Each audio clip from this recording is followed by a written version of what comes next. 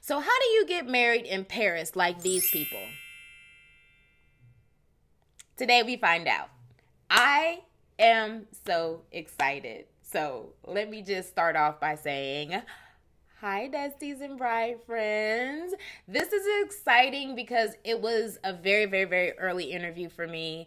And I did my very first little poll to find out what are the most popular, like what's your dream destination? And Paris was by far the answer. So I was able to land an interview with Nancy Letarte and Anne Mulvihill of the uber like awesome, amazing boutique wedding planning agency, Fête in France. And they sat with me and let me ask all the questions that you guys had. And there's some great answers in there. So we talked about everything from residency requirements, how to avoid residency requirements, the best and the worst months to get married in France, choosing your vendors, what makes a real great wedding planner, their own personal favorite venues we went through. There was so much information here. There's no way that you will stop listening to this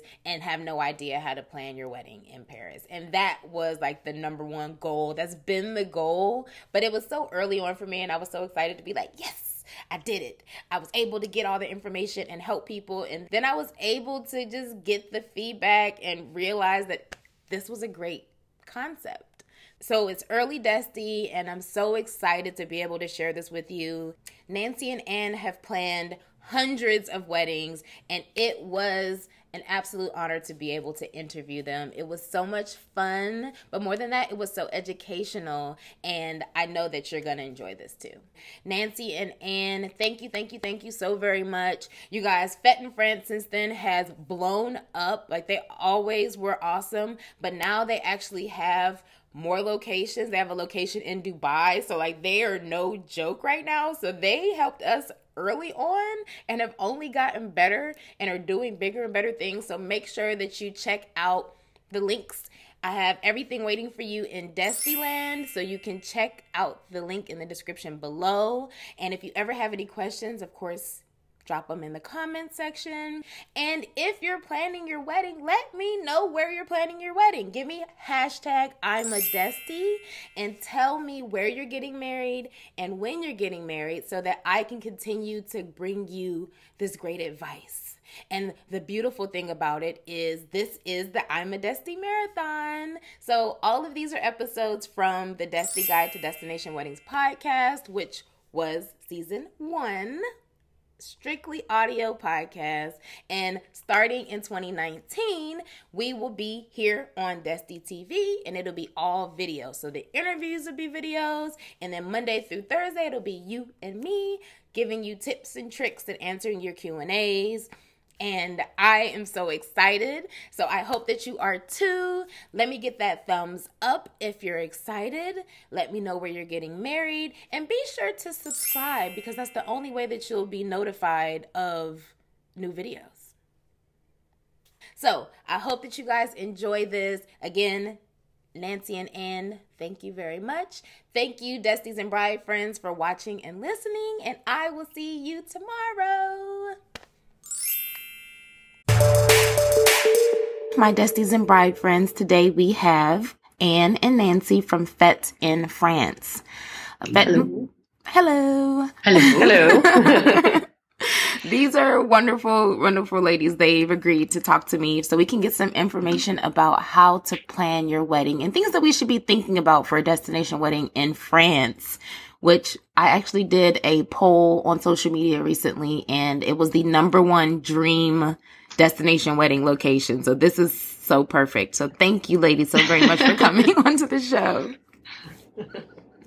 We're happy to be here. Yeah, thanks for having us. Yeah, thank you so very much. Can you tell us a bit about you? Sure. We're both American, and we have both lived in France for going on 12 years now.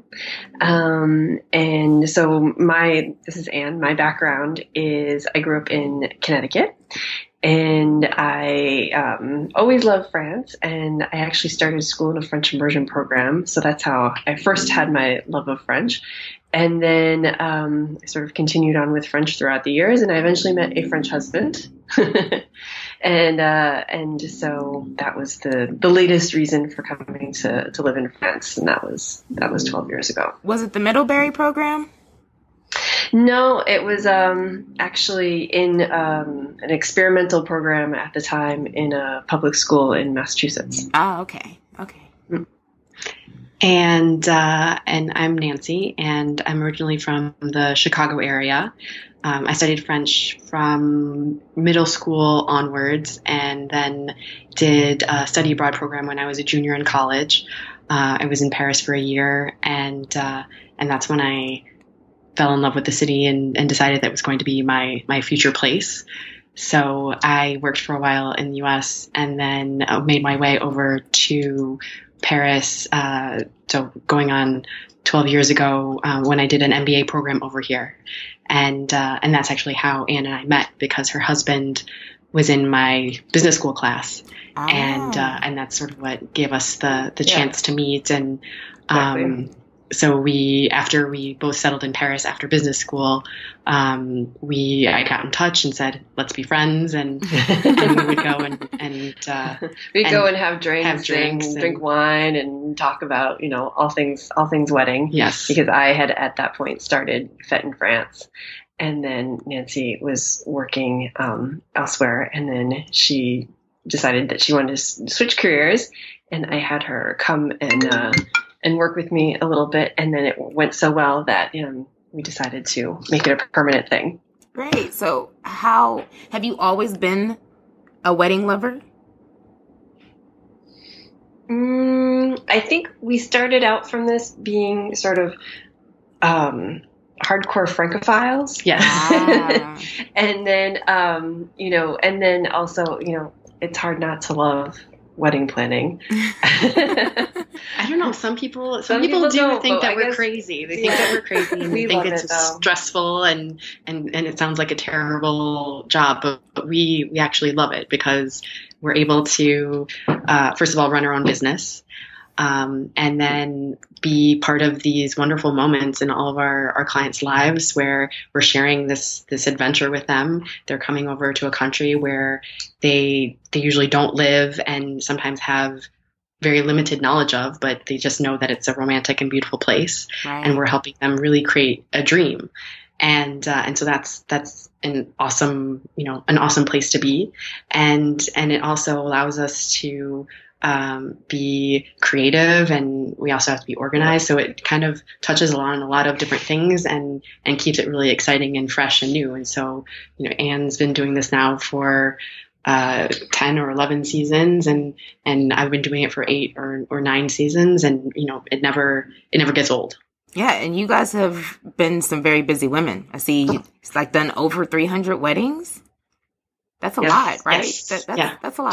Just about 300 weddings, and very, it's exciting when you see all of the weddings come together, whether it's a small elopement where it's just the two of them, or it's a big wedding, or somewhere in between. We just had a feature on Martha Stewart weddings yesterday. That's that red gown. So that's always, the red gown. The red beer wedding. Yes. Oh, man. I will absolutely have that in the show notes. Like, I just saw that. I was like, oh my gosh, and I'm going to have them on the show. This is great. It was, it's beautiful. Yep. That wedding, they were about 30, 35 people, and it was just, a nice, intimate destination wedding. 30, 35. That's a good number. Do you guys, is there an average number of guests for a wedding there? I'd say it now, in terms of, I'd say our average size of wedding, it's somewhere between 80 to 120 guests. And how many of the weddings that you have are destination, people who don't live in France? Almost 100%. Yeah, almost 100%. Wow. Dealing pretty much exclusively with a clientele that lives elsewhere but wants to come and have a destination wedding in France. Great, that's exciting. Did you do that on purpose? Yeah. Yeah, we did actually. Well, because we're American, and we understand where people from the U.S. are coming from, not just with the language, but also culturally, and their expectations. And so we're able to translate that because we also know the local market really well, and we understand where the French vendors and service providers are coming from culturally as well. So we can be that bridge. Gotcha. And make sure that our clients get, what they have envisioned on the day. Yeah, and you've obviously established yourself in Paris at this point, so I assume you don't you're welcome. You're not like an outsider that's taking over business or anything like that, right? Yeah, right. Yeah, we definitely have a solid reputation. People enjoy working with us. They're happy to see us. I would say at the beginning, and I think that this is just in general with the reputation of wedding planners, that sometimes there can be a bit of suspicion of, well, what are they going to come in and do? But they see that we're there to work, right. And they see that we're there, we're serious and we know what we're talking about. And that really opens doors and helps, make the process go a lot more smoothly, knowing that they're working with a professional and an experienced professional. Yep. Yeah, you guys have been like the best of for years, so that's how I was able to find you. All I had to do was type destination wedding France, and then it turns out that I found a few other destination brides, and guess who they used? So this is a sign, and let me not look any further, and contacted. And yeah, you guys, your work is amazing. So again, we do appreciate you guys talking to us today. So, as a Desti myself, I'm getting married in Mexico, but for me, I had been to Mexico. Is it important for people to travel and to go to France before they decide to have their wedding there? I think that depends on the size of the wedding you're having. Okay. I think if you're having a smaller elopement wedding, then maybe it might not be worth your while to come over, and in which case we're used to dealing with clients like that. And we, share a lot of information about Paris in general and, what to expect and sort of cultural norms, but also, lots of pictures and, as much kind of visual supports as we can of like the venue and, where they'd be having the ceremony and, details, as many details as we can possibly share. Mm-hmm. If you're having a larger wedding, then what ideally would happen? I'd say probably anywhere from 50 people, maybe. Yeah, I'd say like 50 and up. Okay. It depends on anything. It always depends on the clients and what they want to do and what their sort of their comfort level and their scheduling allows. But in an ideal world for us, it's great that we start working with the clients and then we sort of narrow down the possible venues for ceremony and reception to a short list. And then they come over and they visit those potential venues. And so, they've seen them and they make their choice. And then, and then we can work on the planning process from there. Got you. Okay. Now, what if they can't come financially? That's totally fine. And that completely happens. There's a good number of couples that we work with every year where they aren't able to come over or they choose to not come over. Mm-hmm. And we do all the planning long distance. And I would say that those couples are oftentimes, they're just as happy as the couples who come over multiple times. Because we really put a big effort into communicating as much as possible, providing images, videos when possible. And so many times they'll come over and say, oh my gosh, it's even more beautiful than in the photos. So there's always a pleasant surprise. Yeah. And, and we've even done things for clients where they can't come and we're sort of getting, closer to the date and the florist do a mock centerpiece and, set up a table with the tableware or whatever, just so they get an idea of what the final result is going to look like. Right. Okay. So you can actually say, I want to have my wedding in France and I'm going to hire you. Mm-hmm. How do I do that? What is the first step to trying to? retain? Well, the first step is usually send us an email. and then, we ask that people give us a little bit of an idea of what they have in mind. Do they want to have it in Paris? Are they looking for a chateau, outside in the current French countryside somewhere, expected number of guests and time of year. And then with that information, we can send some suggested venues and a little bit of an idea of initial budget. And then we ask, once people look that over, then we schedule a time where we can talk via the phone or Skype or FaceTime. And, they can get a feel for us. Okay. So you do the Skype interview, which is important. So of course you do. We're doing one right now, actually, by the way. So when you mention the seasons, what is the high season for France, Paris? The main wedding season tends to fall between May and September. And the exception is in the month of August, especially in Paris, because it's the main vacation period in Paris. Everyone goes away. Many of the venues we work with close. And so it just ends up being kind of a strange time to be in Paris. And it's not always as easy to find the services that are available the rest of the year. So, and in addition, it tends to be an expensive time to fly to Paris. Tickets can be really expensive. So the majority of our weddings are May, June, July, and then September. So it's pretty much normal it seems like that month is popular worldwide. Is what I'm understanding for some reason. It just seems like. Yeah. Yeah. And is that summer there? That's not summer, is it? What's the season? Mm-hmm, yeah, it is. Yeah. Kind of spring, summer. It tends to be pretty moderate in Paris, and in the northern half of France. It can, there are warmer temperatures down in the southern half of the country. But in Paris, it's rarely really, really hot, and that's for the better because not many places are air conditioned. Oh, good to know as well. Mm-hmm. Yeah. I mean, it's a very short window of time in Paris where you actually need air conditioning. Okay. And are the winters, is heat an option? There's definitely heat. Okay. That's not an issue. It'll be cold in the winter. It's more that, I guess maybe the thing to know is that what's different first from in Paris versus in the US is that it's much more north. And so the days are very long. In June, the longest day of the year, the sun will set at almost 11 p.m. Wow. That's amazing. That's beautiful, first of all. I know that allows for some gorgeous wedding photos.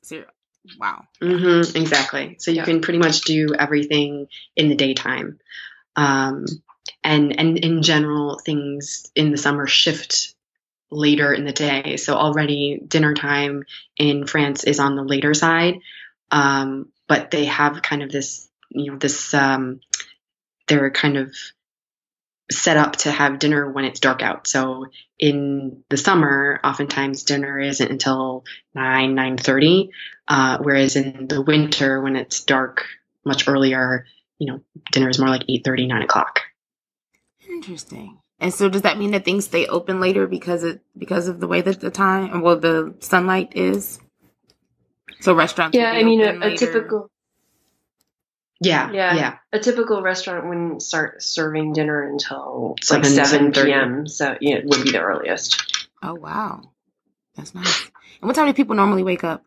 This is not wedding related now. I'm just curious about Paris. Well, I think in Paris they're pretty late risers compared to the U.S. Compared to the U.S., people get up very early in the U.S. now. I think in Paris, people don't really get to work until 9, and oftentimes, if you work in a more creative industry, 10. Yeah. Okay. But then people tend to work later into and I remember when I was in consulting, we would roll in at say 9, but then if you were leaving before 8 p.m., that was kind of an early day. It was frowned upon. So is that something that we should be aware of when communicating, I guess? Because we may expect. Well, I think that. Well, I mean, we have a pretty hefty time, the 6-hour time difference. So maybe. Well, here I have a 6-hour time difference from you, but I guess that's something to be aware of. With our clients in the U.S., if they send us an email in the later half of their day, then we'll get it when we wake up the next morning and can respond to them. So it's on the East Coast, it's much easier to manage. It's more so the West Coast that's a bit trickier because there's a 9-hour time difference, and for scheduling calls, it can be a little bit more challenging. Oh, okay. So are there any misconceptions about getting married in Paris that we should be aware of? I don't know, misconceptions, but go ahead. Thing to know. Mm-hmm. I was going to say that the important thing to know is that there's a residency requirement for legal marriage in France. So that is true. So, okay. So that's true. So you need to establish at least a residency of 30 days prior to the wedding if you want to have the civil ceremony in France. Exactly. So what we do, because that is an administrative nightmare, what we do is we advise our clients to have their legal wedding where they live, and then come to France and have a symbolic ceremony or a religious ceremony. Ah, okay. Do you see that people do it? Are people comfortable with that for the most part? Yes. Mm-hmm. Yes. Yeah. I would say towards the beginning, it wasn't as well known. That wasn't a detail that was as well known as it is now. Mm-hmm. And so nowadays, everyone already knows that the civil wedding, it's much easier, and it makes a lot more sense to take care of that back where they live. And then when they have their celebration in France, it's a symbolic ceremony, whether it's in a garden or in a place of worship, because essentially the way that things are set up in France is that even French people, if they want to have a religious ceremony, they still have to go to the city hall and have their civil wedding first. So no matter what, you have to get your paperwork first before you can even have so you're just doing it the same way, just in a different place. You're getting it done much easier back at home. Yeah. If someone did decide to get married and do all of the paperwork, do people do that still? Do you have people who just insist on really seriously fulfilling that residency requirement and doing their paperwork there? No. I mean, you have to get notarized translations of all sorts of different documents. It's the civil weddings that we've had for clients are maybe if they are sort of international people, but they live in Paris for work or something like that. Mm-hmm. And it's easier at that point. Or so they already have the residency established, or usually it's the groom is French and they have, they can provide proof of address. And so at least one side is French, and then the other side still has to go through the whole rigmarole of putting together the application. So, but that's been, very, very rare. I think there's only maybe 1 or 2 examples that we have of that, of all the weddings we've planned. That's interesting. That's a really good, interesting fact. When we first started looking, I saw 2 things. One, that a lot of people said, I can't get married in France because of this requirement, and I just can't afford that, so I'm just not going to do it. And then I also saw a lot of brides being upset or just uncomfortable with the idea of not having it all done at the same time. It's not a real wedding if I'm not signing and doing my fingerprints or whatever it is that you do at that day. It's no longer a wedding. So it's interesting to know that if you see anything in France, any Paris, now is this Paris or is this France? That's another thing too. France. Okay. So if anyone gets married in France and has a destination wedding in France, chances are they did not do their paperwork there. More than likely. Yep. That's good to know. Yep. And you know what? I think, we've seen all these different ceremonies throughout the years. And if this is your wedding day, where it's the day where you've, reunited the people that are most important to you, because oftentimes for a destination wedding, that is sort of what people are doing, is to kind of pare down their guest list and just have the essential people there. When you're exchanging vows in front of your friends and family, that's the moment you marry each other, and the rest is just a piece of paper. Oh, yeah, that's true. See, I'm still romantic. You are. Oh. Today marks the 100-day mark from our wedding, so I'm feeling extra ooey gooey today. So you're helping with it. So as a wedding planner, what do you do? I know that there are a lot of different types of planners, and some of them say this is, they have their list of services. What can be expected from you guys? Well, we accompany the couples from the moment they decide to engage our services. Usually that is before they've booked the venue. And so we accompany them through the whole process of finding the venue, setting up the general idea of the flow of the day and the design of the day, finding the vendors that are going to fit with the vision that we've put into place for them, or with them, really, and then setting the logistics plan, and then being present on the day to make sure that everything goes according to the plan that we've set up. Okay. With how do I say this?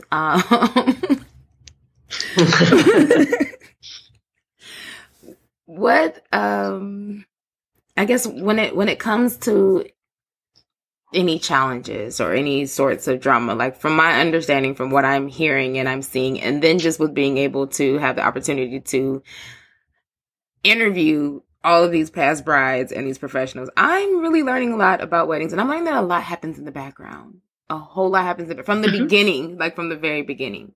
So do you both work together? Do you tag team with it? Or do you have your own individual weddings?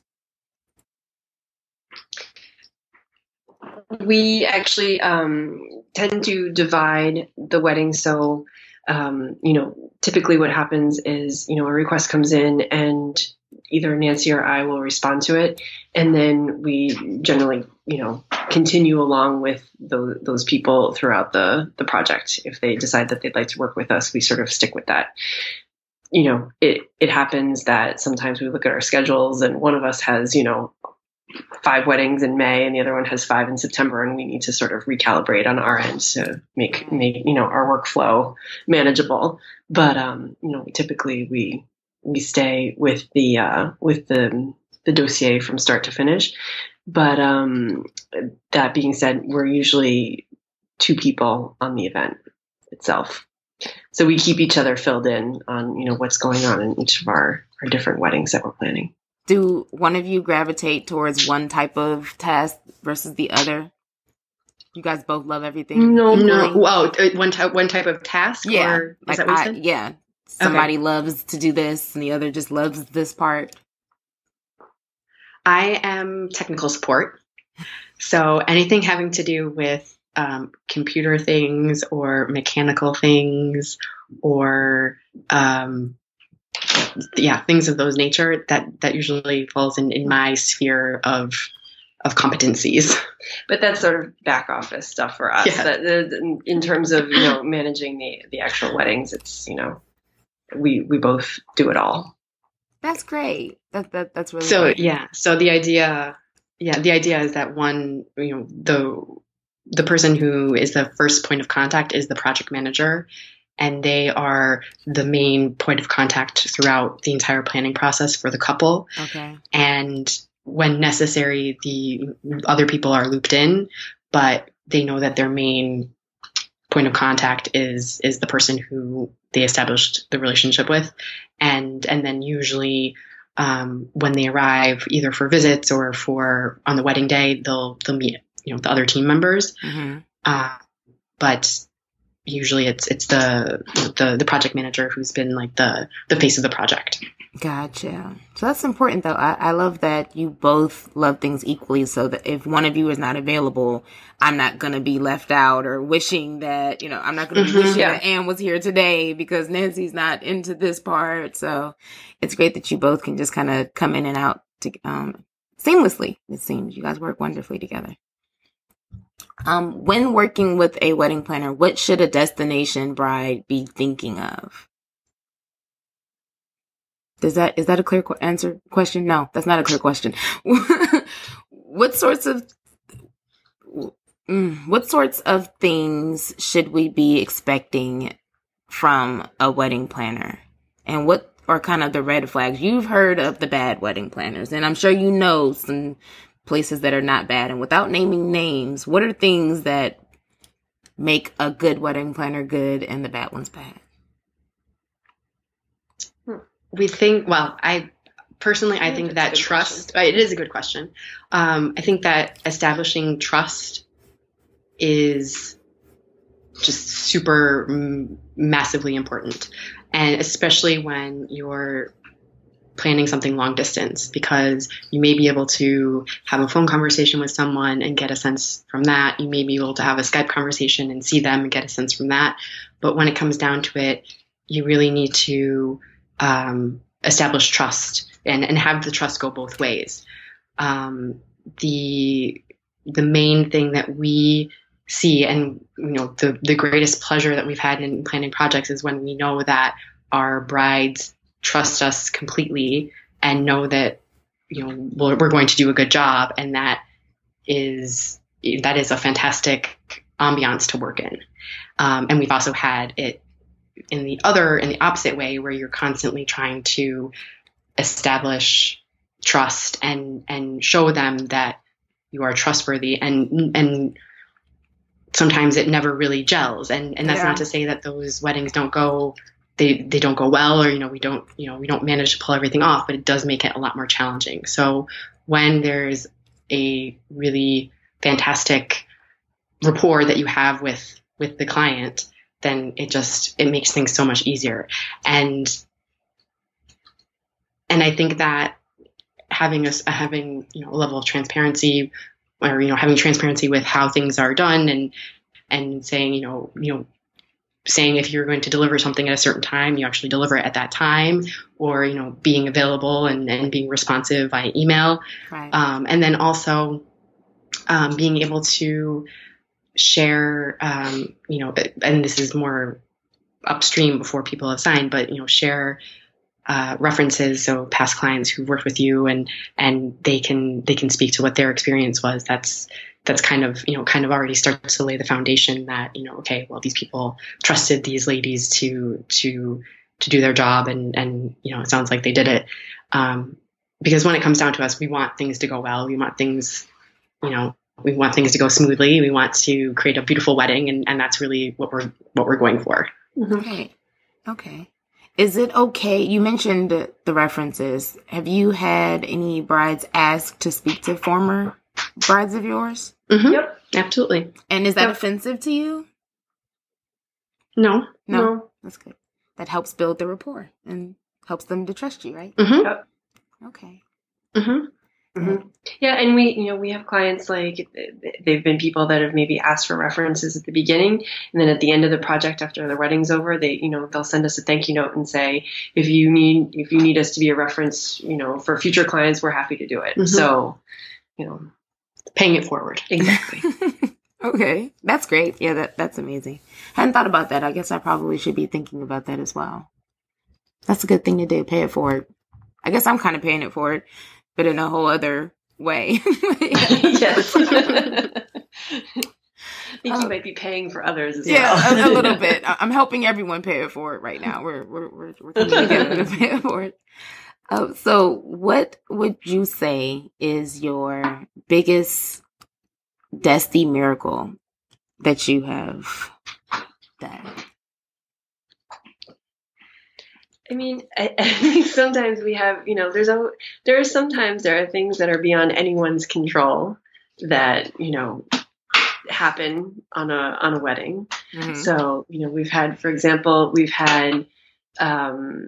the bride and groom were having a wedding in the Loire Valley, and on the train down there with all their guests that we had organized that they would do group travel, the groom realized that he forgot to pick up the wedding bands where he was having them cleaned in Paris. Oh, and so okay. Engagement ring. The engagement ring, yeah. Oh, so yeah, so we put someone on a train back to Paris to run and get it from the shop before it closed, and then come back down on the train that same night. Did the bride know about that? Yes, yeah, because he realized on the train and he couldn't hide it.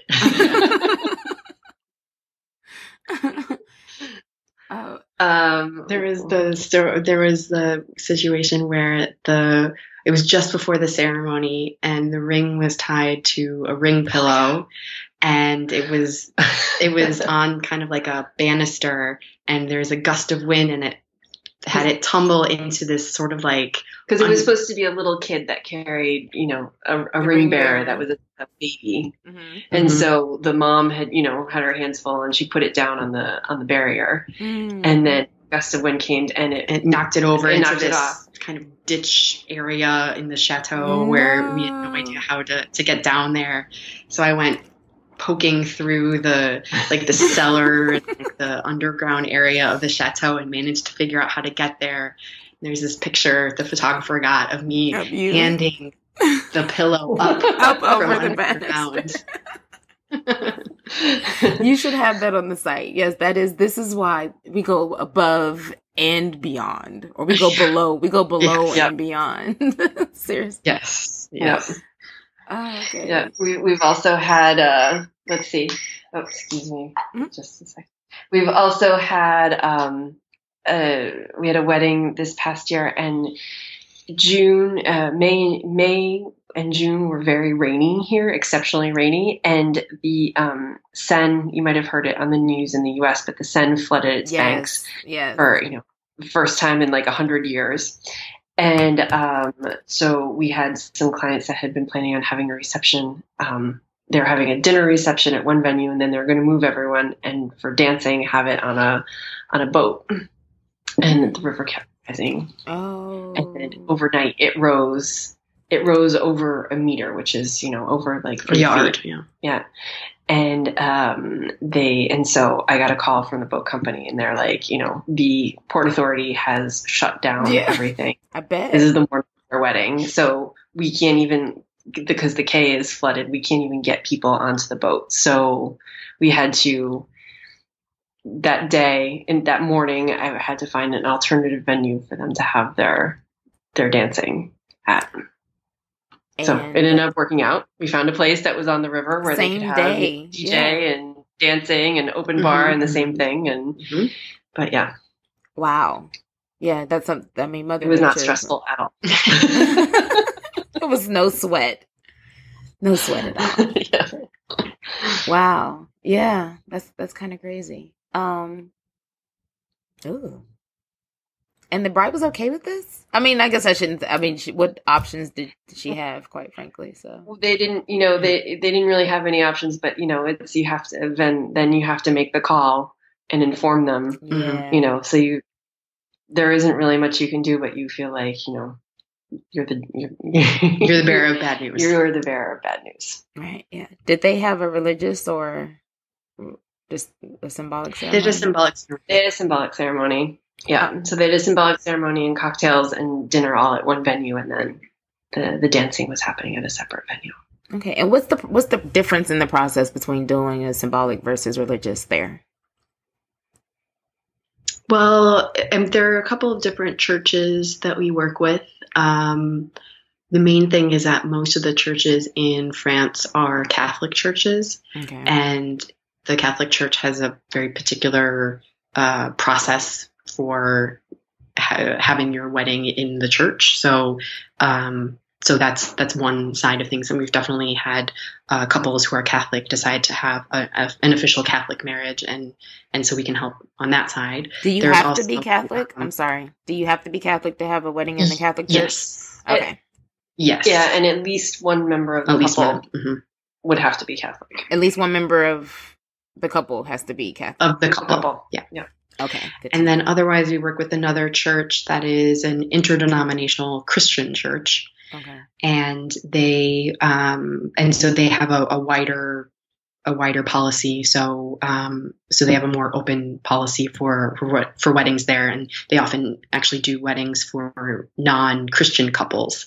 They have a agency they work with that brings Japanese couples who would like to have ceremonies and weddings in Paris, and so they'll celebrate weddings for Japanese couples who usually are not Christian. So that's on the religious side, and of course we have relationships with rabbis. And then we haven't done a wedding in a synagogue, but we've done other Jewish ceremonies in gardens and in other settings. And then for symbolic ceremonies, sometimes the couple has a friend or a family member who is offered or is willing to conduct the ceremony. So that's totally an option. Otherwise, there are celebrants who we work with, or officiants who walk the couple through the process and will put together a text and perform the ceremony on the day. Is there a difference between a celebrant and an officiant? I see some people use. It's the same thing, just a nice. No, it's the same thing. Mm-hmm. What about wedding planner versus coordinator? So for us, the distinction is a planner is someone who carries throughout the entire project. So from the beginning to the end, and a wedding coordinator, at least when it's more in the sense of it, someone who is from from an agency, not necessarily within a hotel or something. A coordinator is someone who's really there to do wedding day coordination. So like who's present on the day to oversee things, make sure things go smoothly, but isn't necessarily involved throughout the entire wedding process. Right. The name of wedding coordinator sometimes is that title is put on people who work in hotels or other venues who are in charge of the wedding clients. Gotcha. I'd say that's the main difference. So it seems quite literal. The planners plan, and they're through the full plan, and then the coordinator literally coordinates that moment, or that specific time slot. Okay. And and usually it's kind of specific to the venue or specific to a specific place. So whether it's someone who's who's an external provider but providing services at a particular place, or it's the wedding coordinator of the hotel who is there to provide that service. Gotcha. Can if someone wants to get married, say if I've seen a photo of a beautiful hotel, can you guys make that happen still? Or would they have to go through the hotel still? No. I mean, we work with a lot of venues that are hotels in Paris, and we coordinate, we organize weddings there, and do the coordination. And because oftentimes in the hotels, they'll say that they have someone that can help you with the wedding, but what they generally mean is they can help with the wedding of everything that happens at the hotel. Or inside their venue, whereas we help with everything that happens, even coordinating transportation for the guests and or getting boats for us to dance down the river. Exactly. Yeah. So we really have a full view of everything that's happening, and oftentimes when we see destination weddings, so people are traveling in, so they do more than just a wedding event. They'll have a welcome event or a rehearsal dinner or something the night before, and then the wedding, and then another event possibly the next day, the brunch or what have you. Okay, so it is a big weekend, basically. Mm-hmm. Okay. And sometimes not even on the weekend, because people are on vacation, and oftentimes for smaller groups, they'll come in and have their wedding on a Wednesday. Is that cheaper? It is cheaper in the sense that the vendors who may not be available for a smaller event on a weekend will accept on a weekday. So photographers might have they'll have a full day package, and you have to book a full day package on a weekend. but they're willing to do a shorter package on a weekday. And for smaller weddings, if you're just having a dinner and you're not having dancing, you don't need as many hours of coverage. And there are venues where they accept weddings of only 100 or more people on the weekends, but they accept smaller events on the weekdays. Oh. So it gives you also more access and more availability to different vendors. Okay. Yeah, I guess because they're traveling, where do you see, like, do you have a specific region where you see the most brides coming from to have their wedding in Paris? I think we have a good amount of clients from the U.S., but in terms of breaking it down with different regions in the U.S., I don't know. We've had clients from all over. Yeah, we've had clients from all over. Oftentimes it's from, if we had to, I'd say it's probably, oftentimes it's sort of California. We get a good amount of people from the West Coast. We get a good amount of people from East Coast metropolises, like major metro areas on the East Coast. Chicago's, oftentimes the New York's, Chicago's, exactly. Places where it can be expensive to have a wedding and it's relatively easy for large numbers of people to get to. So by having something further away, that also allows people to rationalize their guest list. Oh, sure. Okay.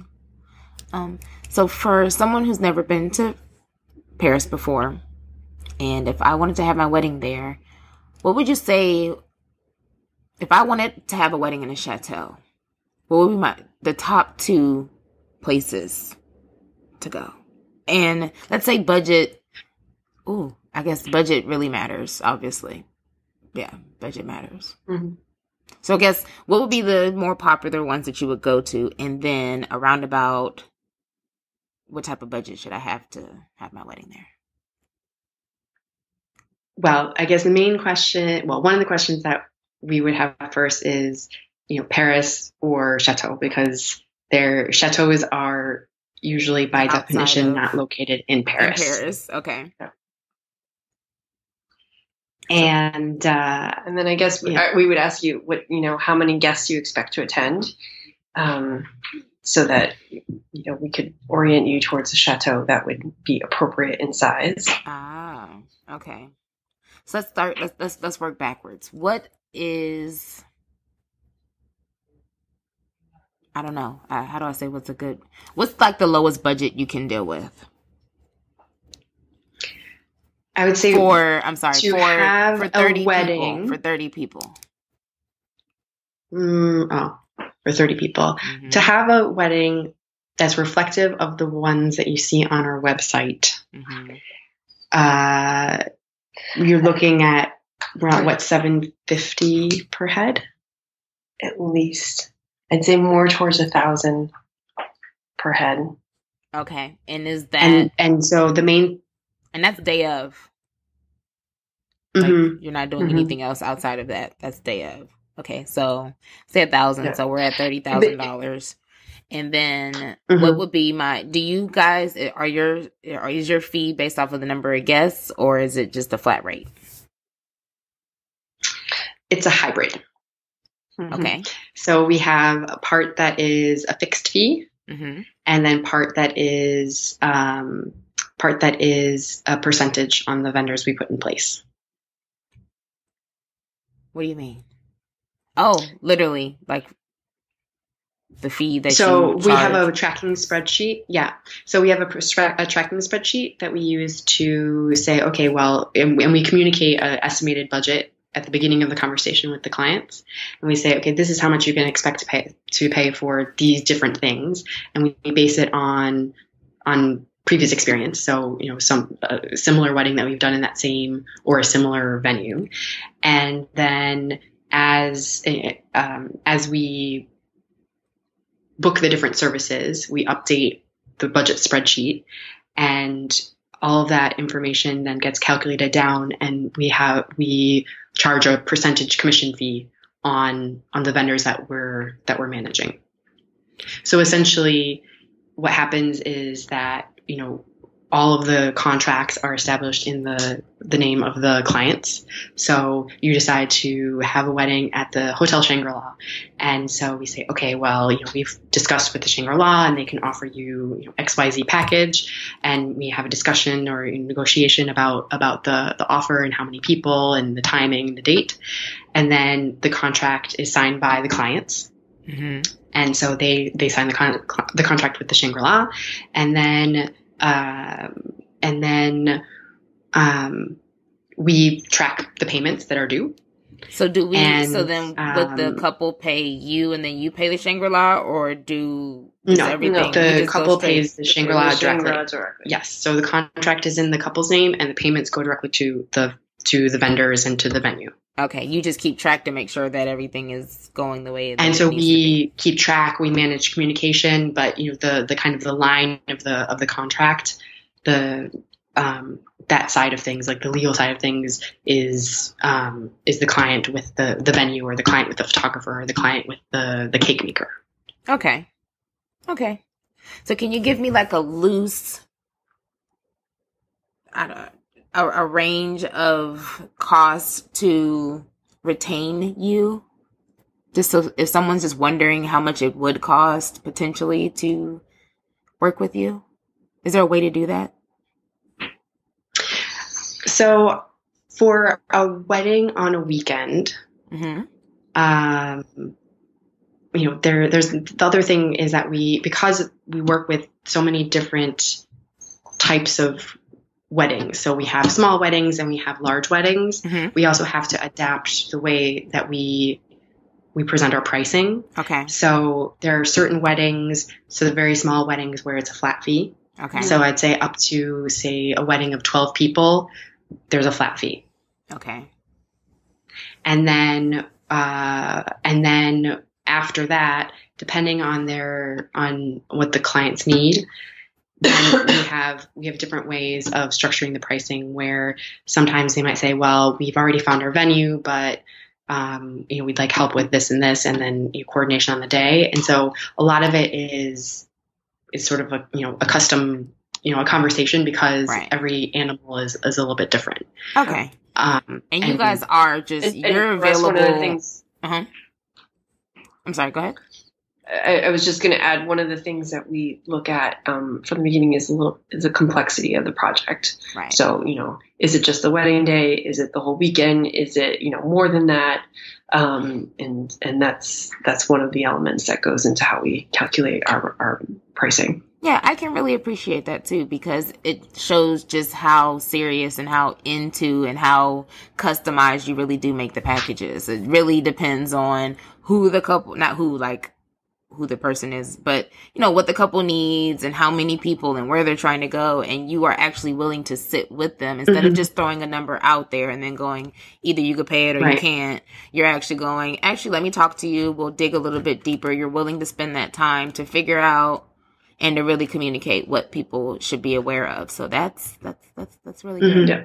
Yeah, I can appreciate that. Yeah, I mean, there's no one size fits all for weddings, so there cannot be one size fits all for wedding planning. That makes sense.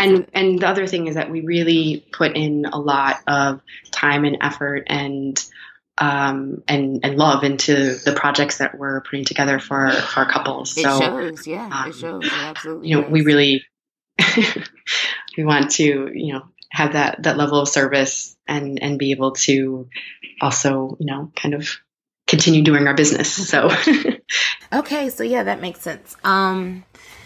So to get to something a little bit more fun, let's talk about how great Paris is and what we should really so great.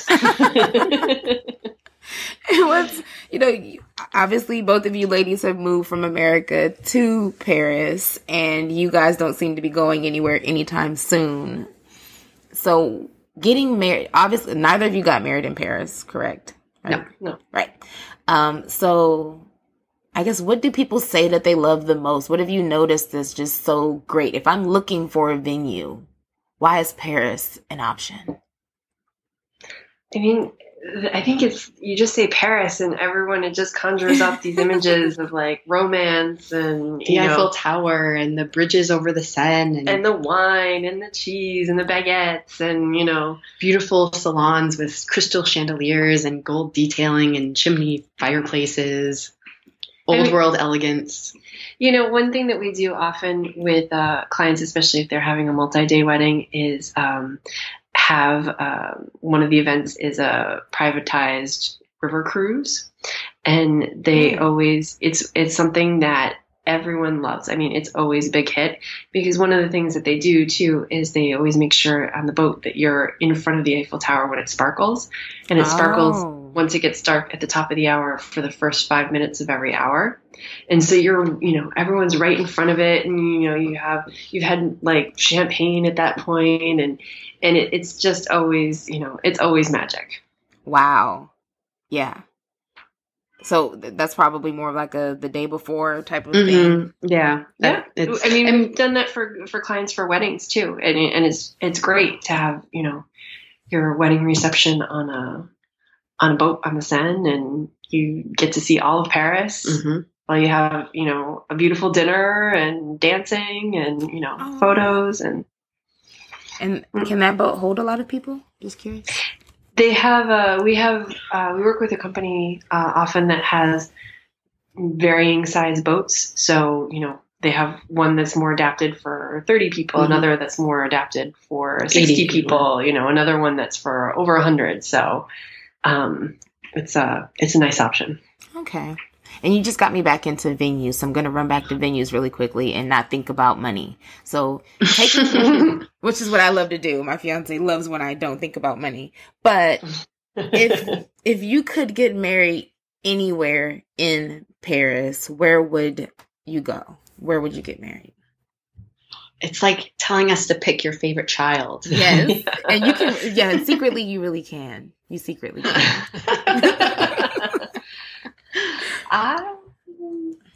I think there's a venue that I really like, and it's a private mansion. And especially if you're going to have a wedding of 100 or more guests, I think it's a great venue because you can keep people moving to different spaces, so they keep discovering something new throughout the night. You have the cocktail downstairs, and it just has all this character, and you really don't have to do much to dress it up. You just some nice floral arrangements and nice table settings, and that's it. It's very Parisian. It's sort of like it's Parisian to a T. But you have the whole place to yourself, so it feels like a home, and it doesn't feel stuffy and uptight at all. It's a nice venue. What's the name of it? What is it? How do they call it? The Hotel. The Hotel de Marois. How do you can type that to me. I'll add that in the show notes for people to be like, I'm not even going to attempt that one. So. But we will add that in there so we can know what Anne's dream. And Miss Nancy, you can't say the same thing. You got to pick one. No, I do need to pick something different. I really like a place it's just outside of Paris. And it's this charming venue. It's like a music pavilion that has these beautiful gardens that it's this surprising little thing. All of a sudden you go past this little hedge, and there's this big expansive garden, and there's this little pavilion with columns and very classic architecture. And then inside are some very beautiful salons, and it's probably best for a wedding of maybe 50, 60 people. And it's very, very, very charming. Very charming, yeah. You walk in, the entrance hall has the big black and white marble floor. Oh. It's really pretty. So you say it has these different salons. I'm very American, so what is a salon? So like a reception room. Yeah, also has a lot of different reception. Oh wow. Yes, yeah. And so people tend to think of chateaus as being these, they were homes that were built to receive people, and they were built for parties, but they're not necessarily built because when they were built, people didn't necessarily sit down for dinner. It was a lot of, everyone come with their servants. So you just kind of hold up your drink and someone would have a tray, you know. Ah. But so they tend not to have these big rooms. It tends to be, oftentimes you'll see these suites of smaller rooms. Gotcha. Yeah. Oh, okay. So not like seating for 500 in one room. Oftentimes you'll see seating for, 80 in one room or 100 or something. Yeah. I'd probably say that to have everyone in the same room, 80 to 100 is usually where you end up maxing out. Ah. So does that create a problem for the couple when they're trying to greet all of their guests? They kind of have to do a lot of traveling to get around. Has that been the rooms are? I mean, it's mostly that the rooms they're usually next to each other, but it's just they're not technically the same contiguous room. There's a wall separating it, and there may be several doors that you can open. So it can feel like one space. It can feel like one space, even, but there are often there's a threshold. There's a door that you have to walk through. Yeah, that sounds great. That's a lot of different types of decor to enjoy, probably, too. Yeah. Oh, a different experience in every room. I like that. Mm-hmm. Okay. So I will not keep you much longer, but I do have 2 more questions for you. So, okay. I guess first off, is there anything else that we should know as Desties that are wanting to get married in Paris? We'll say Paris. I was going to say France across the board, but let's just stick it to Paris at this moment. Is there anything that we should be aware of? I don't know. I can think of one that's kind of like a detail that. Yeah. Are you going to say about like food? Yeah. Yeah. So the one thing to know about culturally in France is that in terms of the wedding meal, you choose the same starter, the same main course, and the same dessert for everyone. It's not like there's options and not options on the day of like chicken or fish. You know what I mean? And it's not something that you give as an option ahead of time. So generally the thing to know is that the bride and groom will choose a menu that's the same starter, the same dessert, but then tell us, are there food allergies? Are there vegetarians?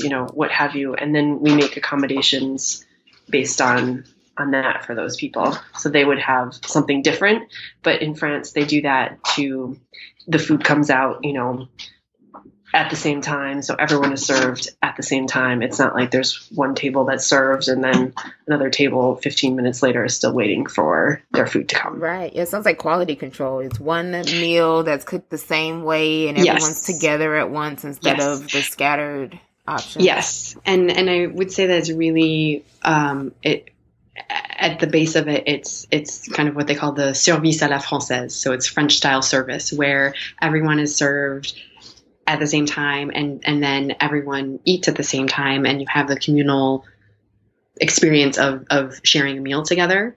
Whereas, in the US, for example, in weddings I've gone to where you were able to choose your main on the day, I remember sitting at the table and the fish people had already gotten their meals, but the chicken people were still waiting. Right. And when the chicken people finally got served, the beef people were still waiting.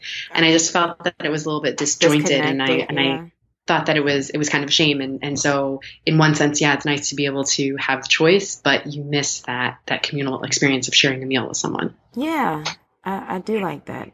Are there any other and I wouldn't call that a French tradition, but are there any French wedding traditions that maybe someone would want to infuse as they are getting married in France? Mm-hmm. You can add a cheese course to your meal, and that comes after the main. So you'd have starter, main course, cheese course, and then dessert.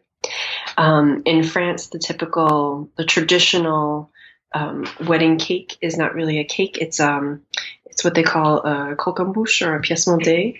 And so it is pastry puffs filled with cream and then stacked into generally a pyramid form and then held together with spun sugar and caramel.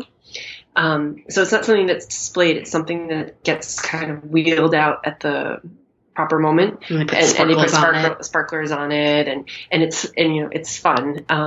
And they usually will put on some good music and start get to get people up from the table. Yeah. But it's not, they're not as, say, pretty if you want like a what we call here a traditional American cake that is beautifully displayed throughout the meal. Yeah, but it's not. Is it delicious?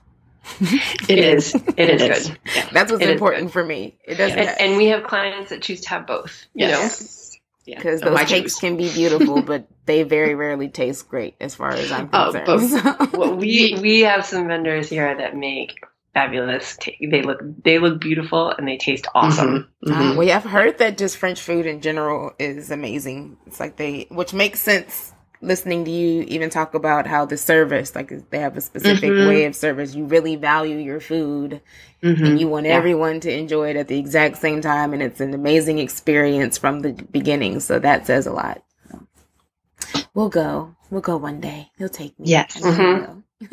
Definitely. Come on your honeymoon. Yeah. I like that. For our first year, we're doing a first year trip. So that, I'm sure he would love that too, because he loves Paris. So, okay. And are there any potential roadblocks or things to be aware of if having a multicultural or a same-sex wedding in Paris? No. Everything's welcome. Everything's open. Yeah. Yep. Yeah. Okay. And you said that, because you were talking about the Japanese weddings and even churches are willing to accommodate everything. So.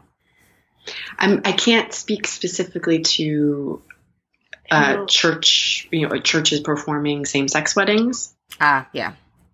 That's probably the exception that I can think of. But otherwise, the officiants that we work with, they celebrate same-sex weddings. There's multicultural weddings. Yeah. And we'll try and incorporate elements from both cultures into the ceremony, so it's something that's unique to and tailored to the couple. Great. Do you help with travel? I'm sorry, this is no longer 2 questions, but we can help with hotel bookings and especially if there's a group who are all staying, kind of arriving on a certain date and leaving on another date. As far as like plane tickets and everything. That's not yet a skill or competency that we have in our toolbox. Gotcha. Okay. And my final-ish question to you is, what would you say is the best and worst thing about planning a destination wedding from the perspective of the couple? I think the best thing is that you have distance, and the worst thing is that you have distance. So it's nice to be, it's far away, and especially if you're working with a planner who, you're kind of putting it in their hands and they're taking care of a lot of the heavy lifting, and so it can take a lot off your shoulders.